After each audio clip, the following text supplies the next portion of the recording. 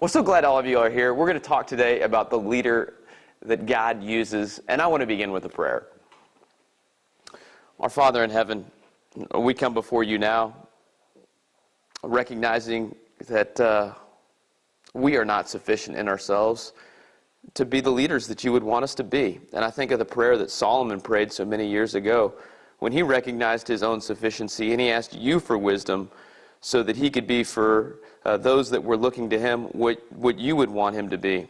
And I pray that for us as we search your word, as we look at your scriptures that you have given to us, that it would be very useful for our edification so that when we walk out of here, those that are looking to us in some capacity would be blessed, that it would be built up as a result of us searching your scriptures on this topic. And we ask it in Jesus' name. Amen. Well, as we think about leadership, I kind of want to tease where I'm going by making reference to Chariots of Fire. Have any of you all seen this movie? I think it came out in 1980. I watched it recently with a group of young adults thinking it was great, and it was good the first time I saw it, but it's kind of slow now compared to the way movies work. But it's one of my favorite movies of all time. And those of you that have seen it, you know that there are two main protagonists here. We've got Harold Abrahams, and we've got Eric Liddell. Now, both are very successful runners, aren't they? I mean, they both end up winning gold medals. But the way they go about running is so different. And I think it's really analogous to all of life, and especially leadership. Here are two great quotes from the movie. This is Harold Abrahams, and this is talking right before the Olympics to his buddy Aubrey. And he says this, he says, "And now in 1 hour's time I will be out there again," that is on the track. "I will raise my eyes and look down that corridor 4 feet wide with 10 lonely seconds to justify my existence." So he was competing in the 100-meter dash. And he says, when that starting pistol goes off, I feel like I've got 10 seconds to go out there and to justify my existence. He was always racing with something to prove. And then over here we've got Eric Liddell. Eric Liddell is an interesting, he actually, I think it was in the trials to go and to make the Olympics that they held in Great Britain, he actually beat Harold Abrahams. So he's the favorite going into this. They're headed to Paris. And he finds out that his one of the qualifying heats to compete in the finals is on the Sabbath.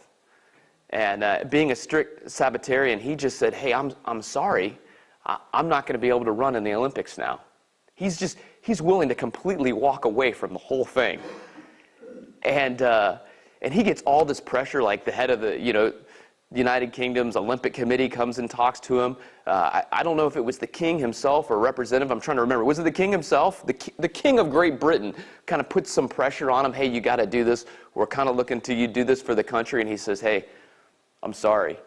He's willing to step away from the whole thing. Harold Abrahams, when he loses, you recall, he comes undone. He says, he goes out and finds a trainer and hires a trainer because this man is driven to try and be the best runner he can be. And Eric Liddell very much wants to be successful too, but he just says, "Hey, I really enjoy it, but when I run, I feel his pleasure, and that's it. I can walk away from it if I need to." So that's kind of a little hint of where we're headed as it relates to leadership. I'm going to submit to you that there's two types of leaders. And really the difference between the two, it's not going to be talent, knowledge, IQ, dedication, work ethic. It's not even going to be the ability to catalyze commitment or get others to pursue your vision. And it's not even, at the end of the day, it's not going to be like the scoreboard, the balance sheet, the winning record. We're mainly going to look at two leaders today. We'll throw a third in there at one point. And we'll see that these two individuals both had some talent. They both had some knowledge. They both could rally folks around them. Both of these leaders were successful at the battlefield. They won major victories. And yet one ends up being more of a liability to God and to his people, and the other ends up being an asset, someone that God would use to bless his people and to draw glory to himself. So I understand that adult leaders learn best through self-discovery. So we're going to do 3 case studies. And at the end of that, we'll see if we can figure out what it is that distinguishes these 2 leaders. And I'll do the first case study, we'll do it as a group, and then I'll break us into 2 groups for the second and the third one. And then I got a real treat for you at the end. Dr. Holly Brower, who is a professor of leadership, so she's given a lot of thought to this topic at Wake Forest, is going to come up and share a little bit.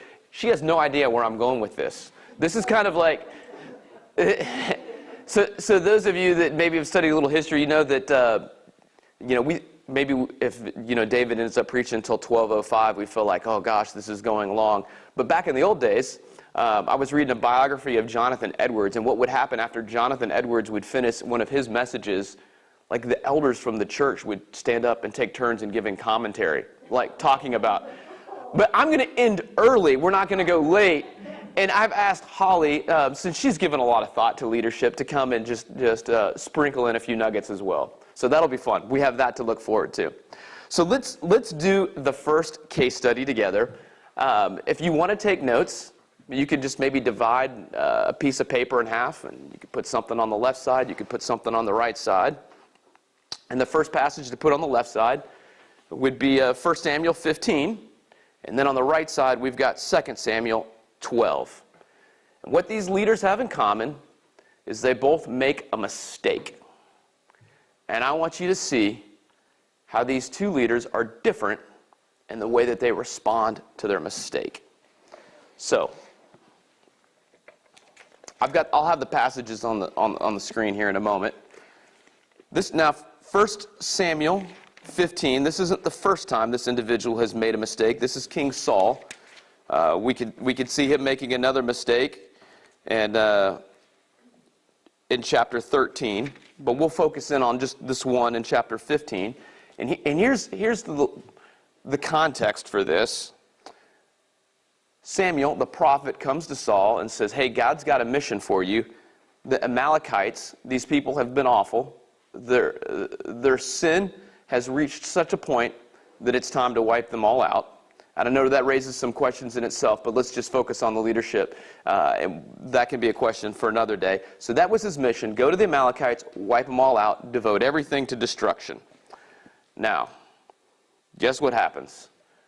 Does Saul obey the word of God? We're going to find out he doesn't. He takes the king as a war trophy, Agag. He's like, well, I'm not going to kill him. I'm going to bring him back in the parade. I'm going to put him in front of all the people. He's going to make me look good. Here I've got this great war trophy. And they keep kind of the best of the spoil for themselves. The war treasures, like, why waste these good sheep? Why waste all this stuff? Why waste this gold? Let's keep some of this for ourselves. So he doesn't obey God. And here's what happens. The word of the Lord came to Samuel. It says, I regret that I have made Saul king, for he has turned back from following me and has not performed my commandments. And Samuel was angry, and he cried to the Lord all night. And Samuel rose early to meet Saul in the morning. And it was told Samuel, Saul came to Carmel, and behold, he set up a monument for himself. So how about that? He's like, we did such a good job, I should set up a monument to myself. And he turned, and he passed, and went down to Gilgal. And Samuel came to Saul, and Saul said to him, so this is the first, he sees the prophet of God coming, and what's the first thing out of his mouth? Blessed be you to the Lord. I have performed the commandment of the Lord. Hey, I did everything I was supposed to see. Good to see you. Good to see you. And Samuel said, what then is the bleating of the sheep in my ears and the lowing of the oxen that I hear? Saul now, oh yeah, that. Notice what pronoun here. Is this first person or third person? Third person. Oh, they have brought them from the Amalekites, for the people spared the best of the sheep and of the oxen to sacrifice to the Lord your God. So he completely distances himself from any responsibility here. I did everything. Oh yeah, by the way, the people did that. And we see Saul has some words for him. And I'm going to keep going here on the story. And Samuel says this, though you are little in your own eyes, and are you not the head of the tribes of Israel? The Lord anointed you king over Israel. So leadership comes with some responsibility here, right? And the Lord sent you on a mission, go and devote to destruction the sinners, the Amalekites, and fight against them until they are consumed. Why then did you not obey the voice of the Lord? Why did you pounce on the spoil and do what was evil in the sight of the Lord? And Saul said to Samuel, I have obeyed the voice of the Lord. I have gone on the mission on which the Lord sent me. I have brought Agag, the king of Amalek, and I have devoted the Amalekites to destruction. But the people, again, all right, it's not enough to get called on the carpet. He's going to dig deeper into his defense here. But the people took the spoil, sheep and oxen, the best of the things devoted to destruction, to sacrifice to the Lord your God in Gilgal. And Saul goes on to say, you might remember here in this verse before, has the Lord as great delight in burnt offerings and sacrifices as in obeying the voice of the Lord. So he's like, to obey is better than sacrifice, if you remember the old Keith Green song. And so finally, after getting back into the corner and pressed again and again, we see Saul says this to Samuel, I have sinned, for I have transgressed the commandment of the Lord in your words, because I feared the people and obeyed their voice. So he acknowledges that he sins. But I want you to see, do you think he's really remorseful? Is he really repentant? Because check this out. Now therefore, please pardon my sin and return with me that I may bow before the Lord. And Samuel said to Saul, I will not return with you, for you have rejected the word of the Lord, and the Lord has rejected you from being king over Israel. As Samuel turned to go away, Saul seized the skirt of his robe and tore it. And Samuel said to him, the Lord has torn the kingdom of Israel from you this day and given it to a neighbor of yours who is better than you.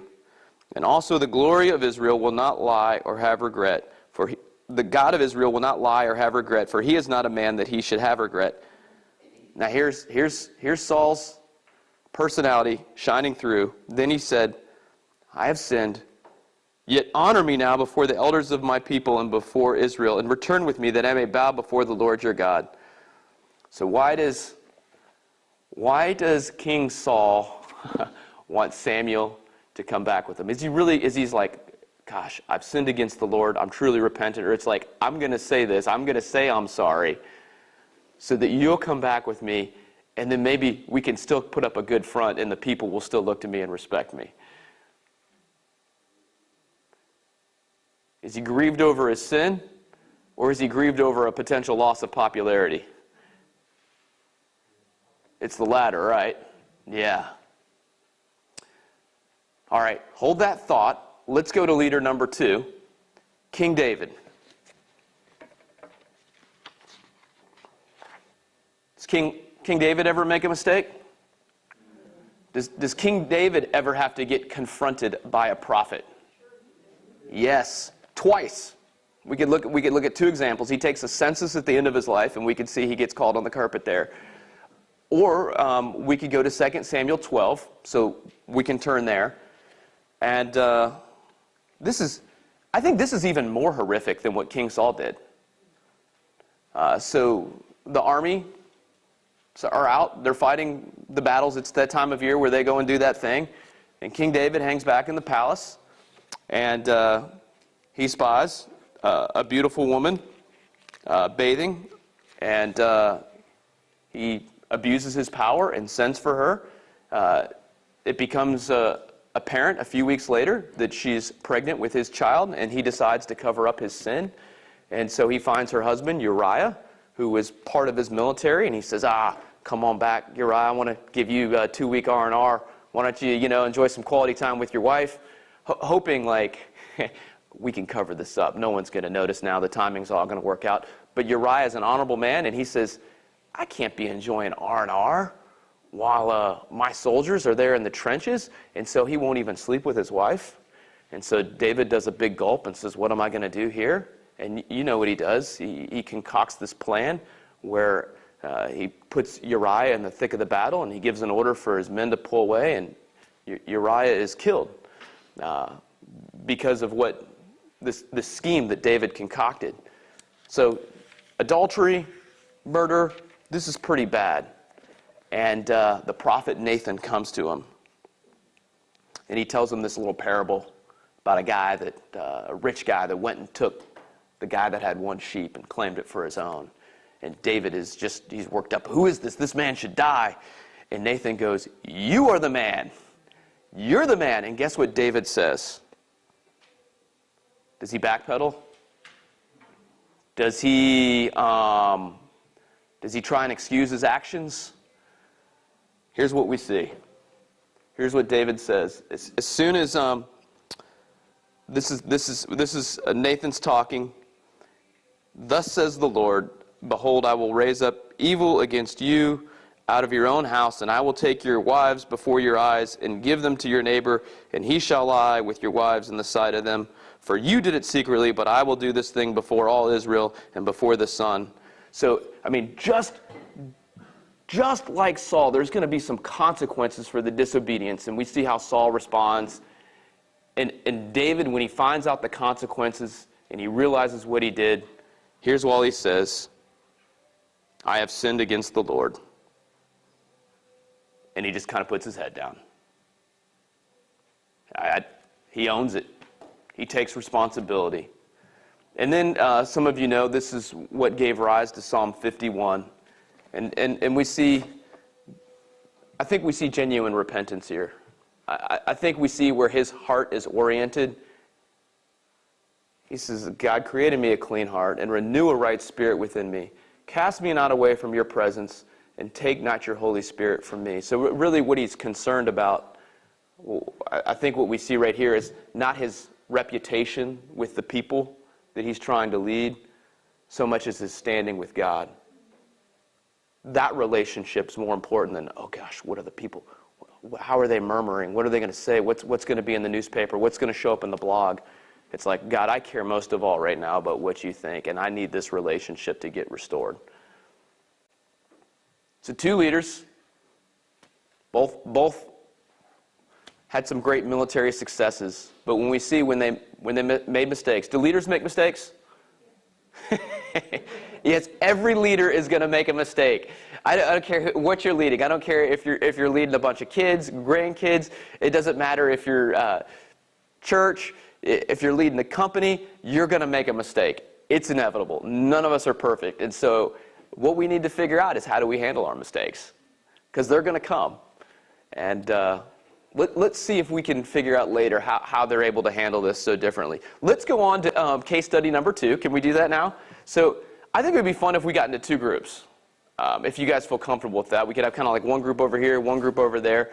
And for those of you that are online, I'm going to ask you that you would utilize the chat feature, and Emily is going to proctor that online group. So she's going to, she'll be making comments. So here are the 2 passages, again, left and right.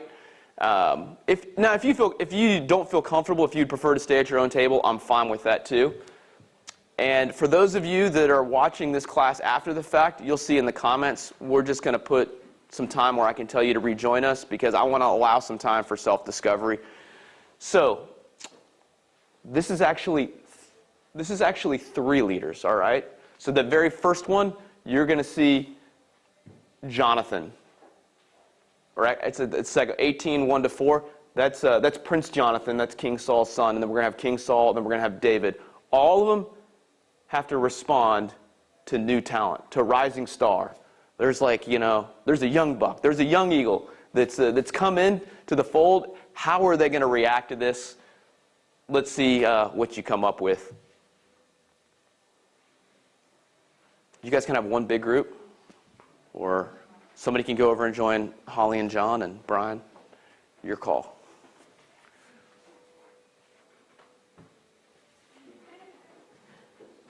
So read the passages, and then let's discuss.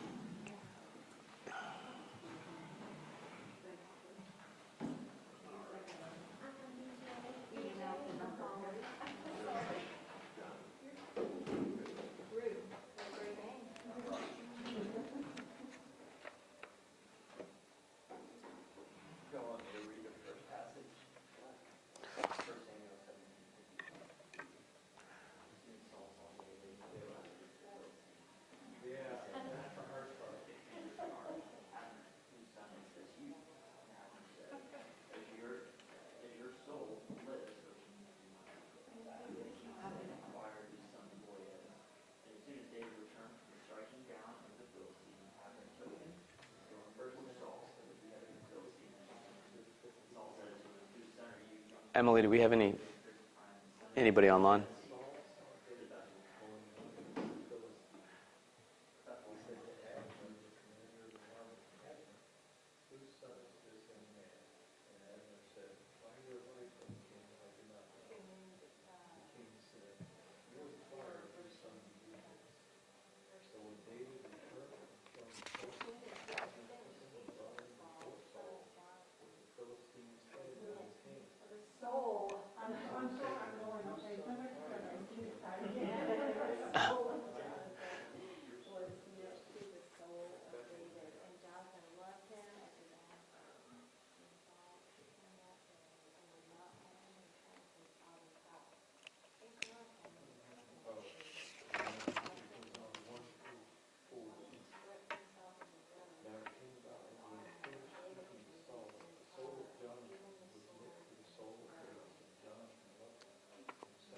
So this very first one, it's a little tricky, so I'll give you a hint. But if you look at the verbs, what action do we see Saul doing?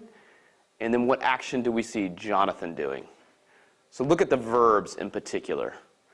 I think there's something there that the Hebrew writer is subtly drawing attention to.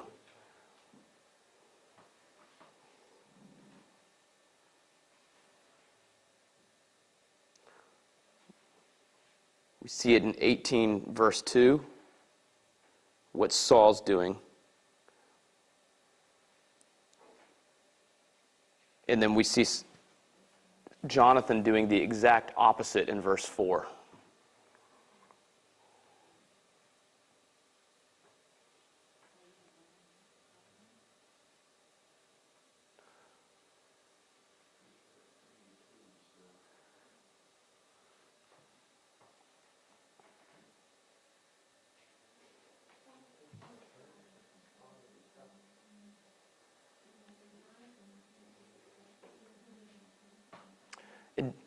Don't spend too much time on that first one. Just, let's, take 4 more minutes. Just go ahead and keep reading the parts of 16 or parts of 18, chapter 18, and get a feel for how Saul is going to respond to David, and then contrast that with what we see David doing in 2 Samuel.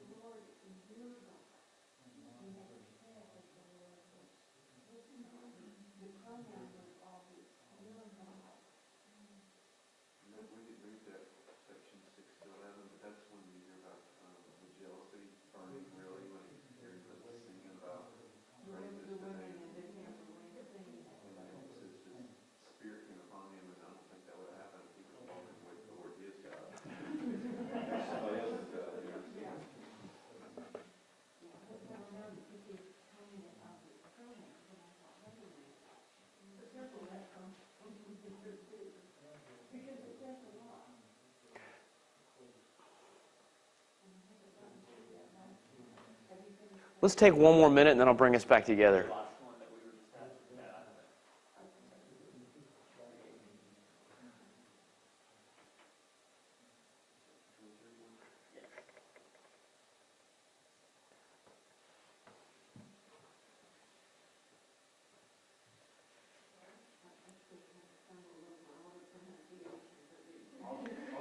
Yeah, the pronunciations are not important. Just get a sense for the passage.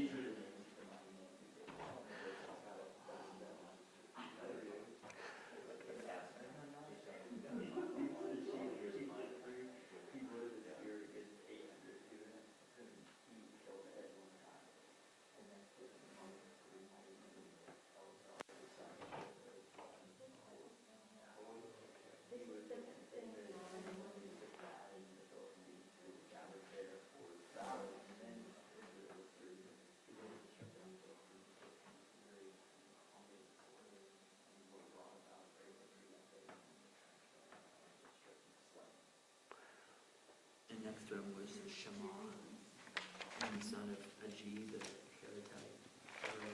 Hararite, and the Philistine. Andrew, we have a question online that's, can you just remind us who the three leaders are?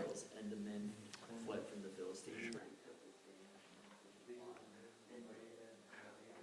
All right, so why don't you guys, each group, like maybe the online group, the group over here, the group over here, just appoint one spokesperson, gather your thoughts, and how would you distinguish between the way that King Saul, Prince Jonathan, and King David respond to new talent? And I would submit to you that really it's King Saul versus the way that David and Jonathan, I think they're both very similar in the way that they respond to new talent.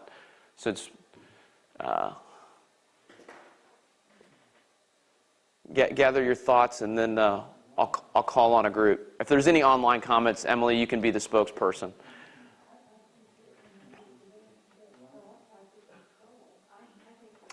All right. Then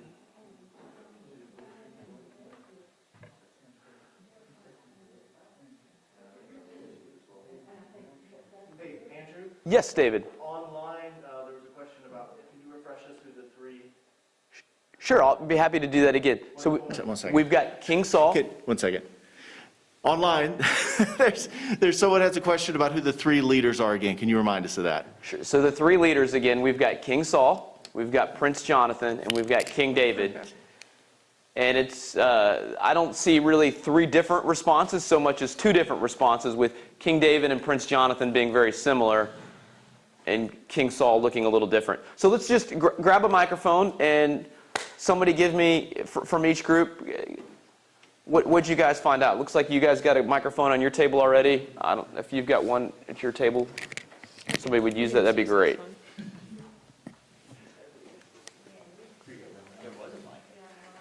Oh, you can use this one. Who's going to go Who's first? the spokesperson for this? Huh? Rusty's the Betty Jo's the spokesperson? Okay. BJ, thank you. Go ahead. Okay. Is it on? Yes. Is it on? Okay. I think there were, I mean, there's just a number of things, but Saul wanted to control things for sure. Mm-hmm. And he definitely put himself before the Lord. What was important was what his standing was instead of the destiny that the Lord had planned. And it was obvious, it wasn't in that passage, but David had already been anointed. And God had already called him to this position. And it seems obvious that Jonathan embraced what God had. Mm-hmm. And of course, Saul wanted to control not only David, but the destiny of what was ahead. Yes, yes. Yeah. Thank you for that. Great observations. Yeah. Thank you. How about someone? Okay. Bud. Okay. In that first one there, But you might have to go a tiny bit louder. the Saul keeps David captive in the palace or Yes. with him, so that he can keep control of David and keep him under his watch, so that he doesn't do anything that would further, so that David would not do anything that would further promote him in front of the people. Yes.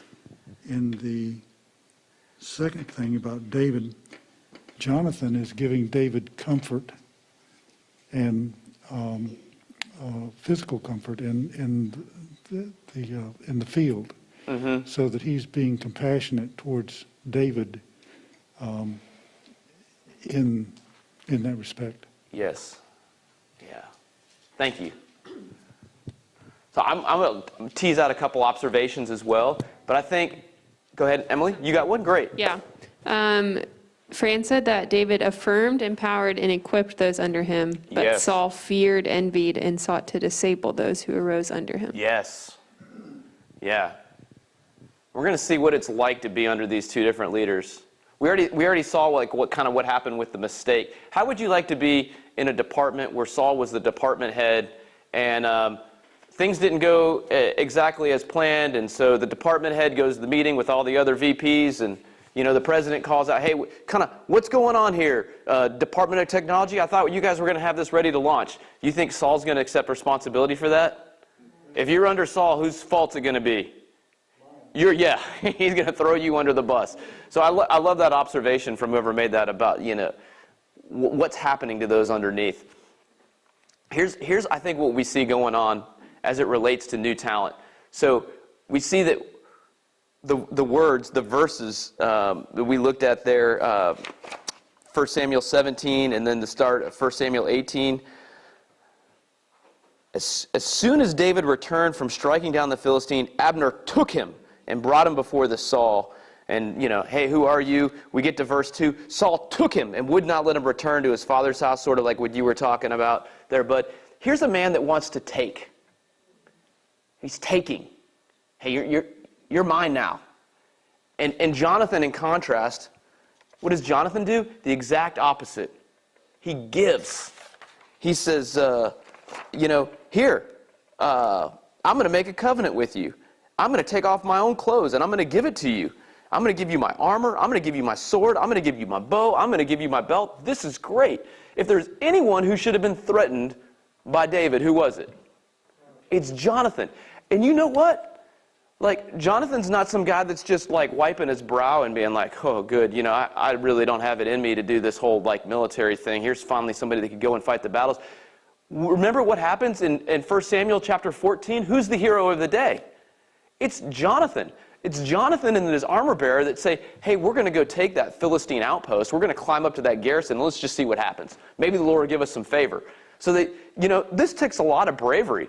He climbs up there, and the two of them, they lay waste to the whole outpost. The rest of the Israelite army sees what's going on and says, hey, the tide's turned to our favor. Let's get in on some of this. And the Lord brings out about a great victory that day through Jonathan. I mean, this is a guy that, he's got a chest full of medals as well for his own exploits. And David comes along and kills Goliath, and Jonathan isn't threatened by this. Jonathan's like, this is great. Come on, David. It reminds me, there was, I can't remember the NBA player's name, but I think this was back when LeBron was playing for Cleveland, and LeBron had a great night. He went out and scored 50 points. And this other player that was his teammate scored 2 points.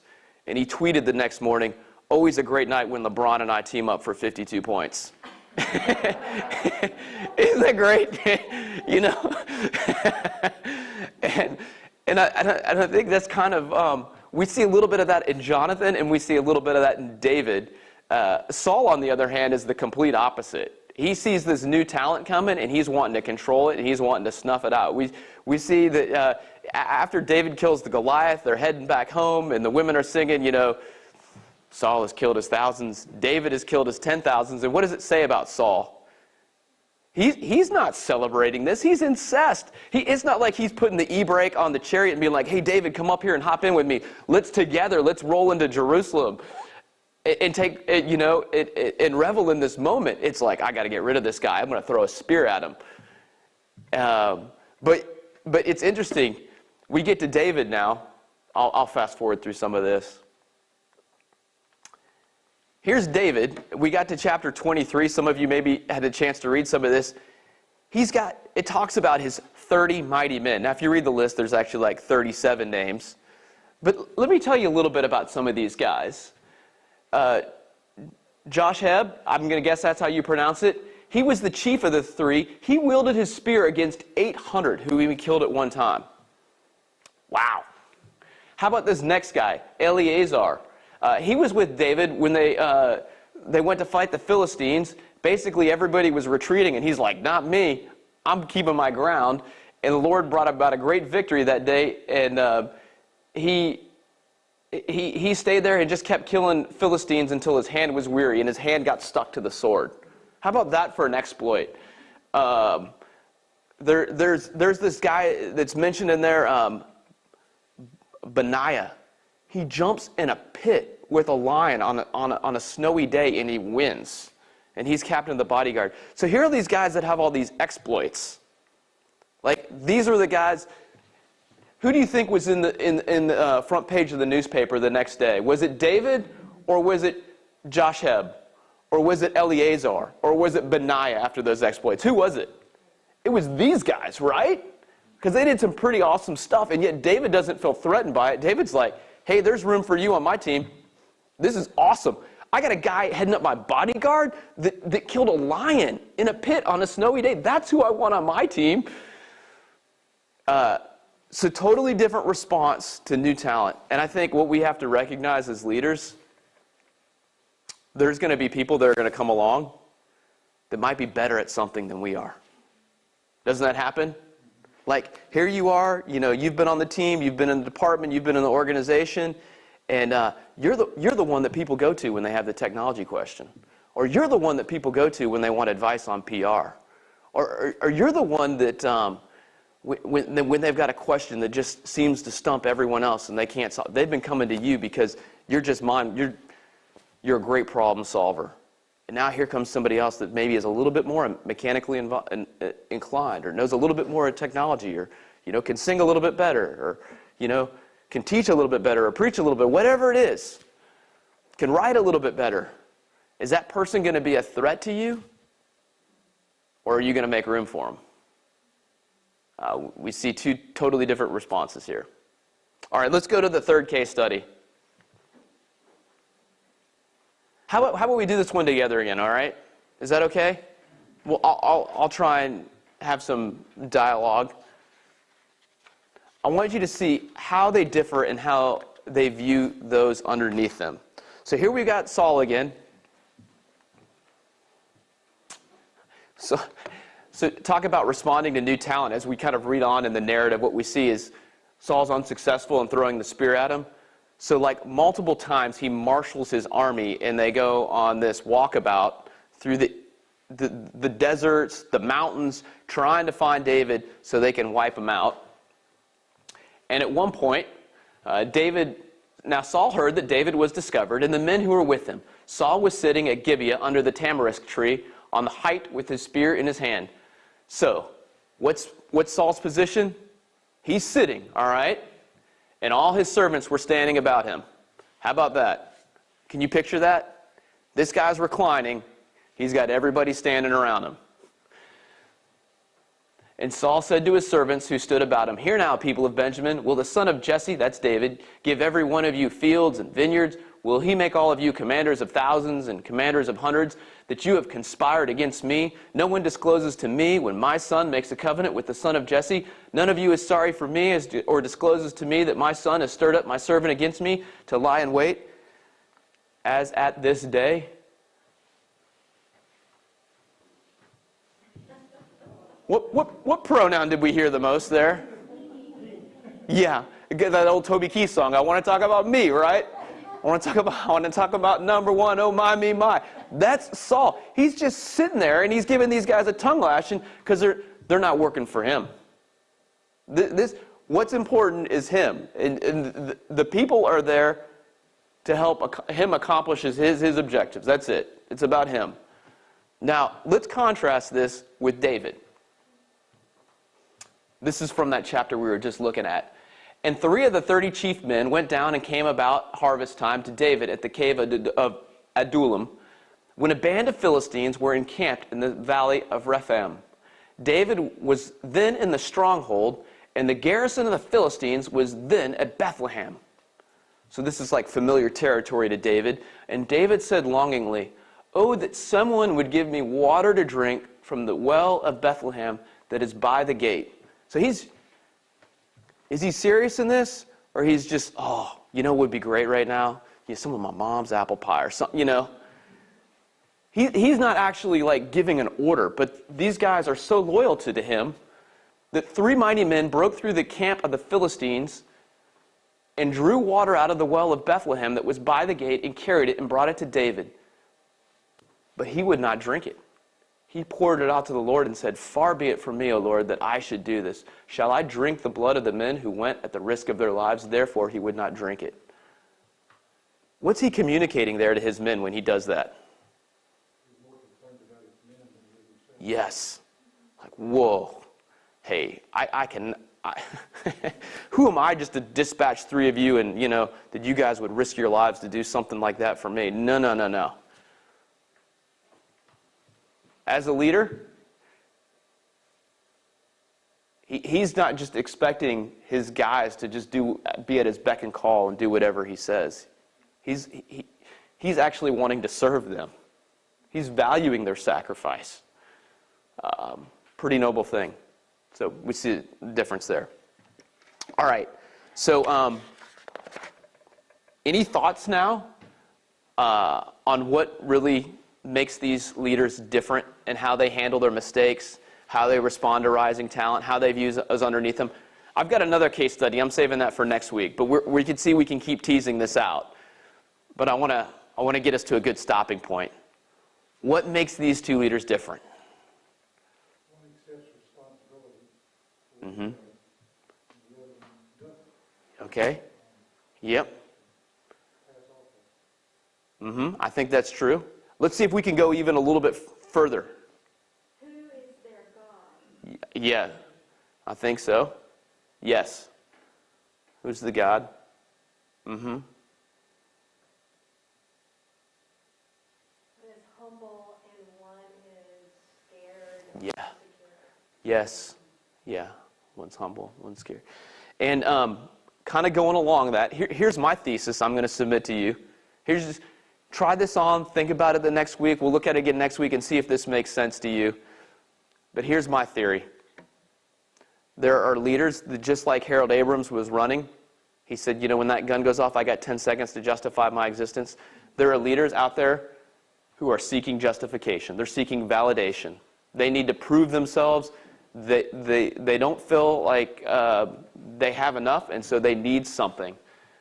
And so at the end of the day, I don't feel like they really have an identity that's secure. And because they don't have an identity that's secure, really what they're leading from isn't identity, but it's this concern for their image.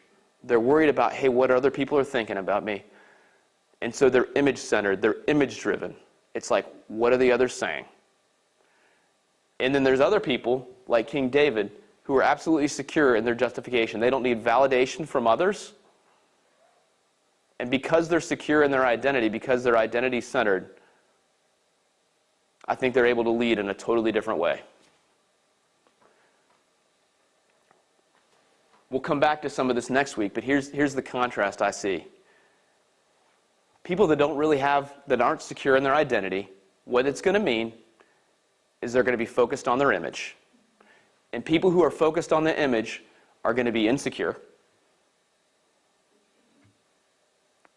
They're going to be needy. They're going to need to take. People are there for them. We saw this with Saul. He's like, no, come on, Samuel, come back with me and let's worship the Lord together, because what are the people going to think? Honor me before the people. Honor me before the people. He's really concerned with the people's opinion. Instead of looking up vertically, like which is what you said, Lindy, they're looking horizontally. Like, oh, what's going on the blog? What are they saying about me? On the other hand, you've got David over here and others like him who are very secure in their identity. And if a mistake happens, they can live with that. They can own it. Instead of feeling like they always got to be taken, they can be content with who they are and what they have. They want to give to others. They want to develop. They want to cultivate. They're actually there for the people. These guys over here, they've got everything to lose every time they go out. This guy over here, he's got nothing to lose, nothing to prove. This guy's got everything to prove. This guy's concerned with God's opinions, or this woman. We could build onto this, couldn't we, too? When it comes to leading people, this person, I would submit to you at the end of the day, is actually going to manipulate people. Because they need something from the people.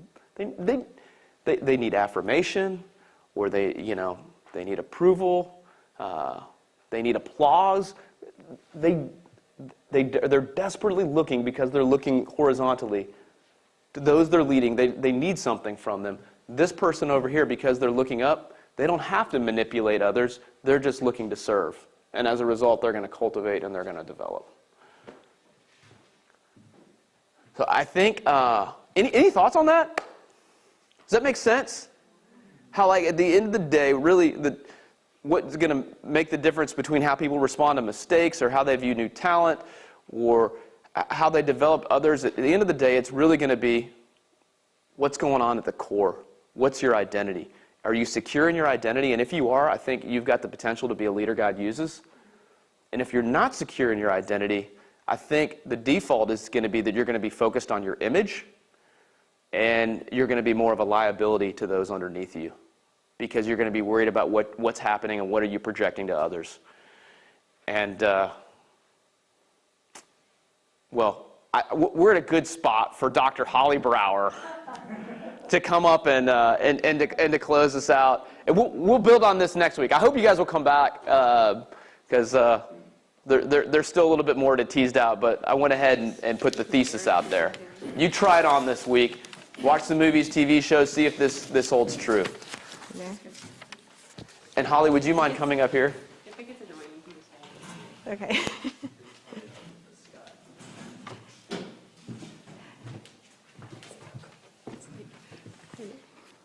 There we go. I feel a little bit like I'm from outer space with this thing. You're welcome to take it off, too, if you want. Take this off? I teach all day with this on. So He can read your lips. Thank you. Now I messed up your good work. There we go. So I would like to, I think, first of all, we need to thank Andrew. What a thoughtful, great lesson. And I thought of 1,000 different things that we study in leadership in a business or organization context. So I thought, instead of keeping you here for 1,000, that I would talk about 3. And so the 3 things that struck me that I think Andrew did a great job of helping us to understand. I'm going to step down here if that's okay. Can they still see me? No, they're not. Oh, sorry. When I teach, so I was teaching in our Charlotte Center yesterday, and I teach for 4 hours at a clip, so a long day, and I am like a caged animal. John has watched me once, and he said, she can't stand still. I walk, I pace, so I'm not used to having to stand still, Andrew, but I think I can do it for 3 minutes, which is how much time I have. So the first thing I want to talk about is trust. So trust, I often call the currency of leadership. And when you think of people who you respect as a leader, it's people who have earned our trust, right? And so we saw 2 great examples here where Saul knew he didn't have the trust of the people, and there was good cause for that. And so he didn't inspire and motivate and guide people towards where they, were looking for a leader to guide them. Where are we going? Whereas David, from a very young age, knew who he was in God and had a close relationship with God, and he earned the people's trust. He was courageous, he was humble, he was inspiring, and they trusted him. And so you see Jonathan, who stood the most to lose, trusted and loved David. I mean, Jonathan is the one who should have been the heir apparent. And so there should have been this incredible rivalry. Certainly in our leaders, we see incredible rivalry if we feel like somebody's about to take my job or to take my role. But David had earned Jonathan's trust, and they were incredibly loyal to each other. In fact, I think we often use that as the greatest example of friendship because of the loyalty of the two of them. And so the first thing I thought we could point out here is the role of trust in any time you want to lead anybody. And that goes with leading our children. They need to trust us when we tell them something, that we're going to follow through with that. When we're leading other people, that if we are asking them to do something, that we are going to be right there rolling up our sleeves and doing it with them. We're not guiding from afar, but we've earned their trust. There's a great saying that people won't care how much you know until they know how much you care, and we earn people's trust by showing that we care for them. And I think Andrew did a great job of pointing out that David does that, that he's not intimidated by people being strong or wanting to be with him. The second thing I would talk about is authentic leadership, and authentic leadership is the name that we nerdy professors sometimes give people who know themselves well. And so I mentioned to Andrew one time recently, about 1/3 of what is written about leadership is that you have to start with knowing me. Then there's a whole lot about knowing others and strategy and learning how to diagnose the situation, what you do. But the crux starts with knowing me.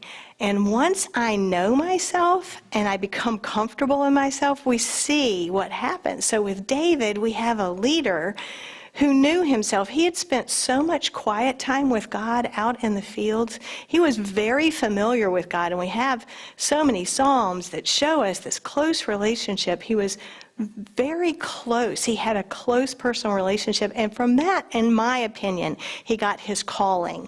And I think we don't just look at pastors as being called to what they do, but all of us decide that we have a calling from God for whatever that is in life that we're called to, whether it's being an amazing neighbor, or being a prayer warrior, or being a leader of a company or an organization or a country or a culture or a family.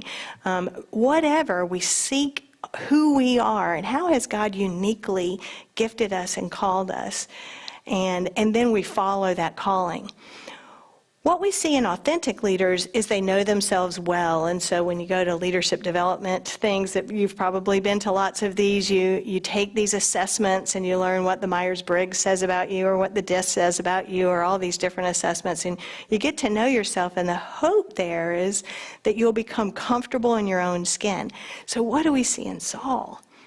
He's not comfortable with who he is. In fact, he's quite insecure and threatened, and you see these wild swings of his emotions where, one minute he's very leaderly, and the next minute he's kind of a raving maniac, and so he doesn't earn the trust of his people because he's not authentic. He doesn't feel comfortable in his own skin. Whereas I think the example that Andrew gave of, clearly David was not intimidated by people being strong. In fact, what do we say of leaders? I know you've heard this before. Strong leaders recruit who? People who are stronger than they are. They know their weaknesses and their areas of vulnerability, and they find people who are strong, and they surround themselves with people who are stronger than they are. I love it when we recruit new faculty to Wake Forest who make me run to catch up. I'm like, wow, this person is killing it on the research end or the teaching end, and it raises all of us to be better. And a leader who knows themselves well and is comfortable with themselves can do that and can share the limelight with others. And the third thing I wanted to mention is this idea of authority. We all have authority. Even if we're the president of a country or the prime minister of a country or the CEO of an organization or, the grand poobah of the family, whatever it is, we all are under authority. And I love the example of Jonathan and David understanding their authority was God. And Saul really thought he was the grand poobah. And that usually comes from a place of insecurity. All leaders are under authority. It may be to your spouse, it may be to a board of directors, it may be to a boss. Certainly for all of us, it is to God. But we need to be humble enough to submit to authority and seek advice and grow from others. I think David and Jonathan had this great relationship where they could be accountable to each other. And it's a way that leaders grow and they perform well because they submit themselves to other people. None of us is an island. We can't lead alone. We will get ourselves in big, whopping trouble by trying to lead alone. And so surround ourselves. We talk in my field about having a personal board of directors, recruiting a group of people that you say, I give you permission to speak into my life, show me where I need to grow, and help me to come to terms when I've made a mistake and I need to apologize. And I think David was a great example of when you make a mistake and Nathan or somebody comes to you and points it out to you, then you humbly apologize. It's embarrassing, it's horrible, you're convicted. But a leader comes from a place of confidence in their calling. And so you can recover from those things. And people will trust you if you're authentic and you apologize and you own up to stuff. So the last thing I'll lead you with is that leaders will often, or what we say of good leaders is they will, when things are going wrong, they'll take the blame. And when things are going right, they'll share the credit with their team. The opposite of what we saw with Saul and what we saw in David.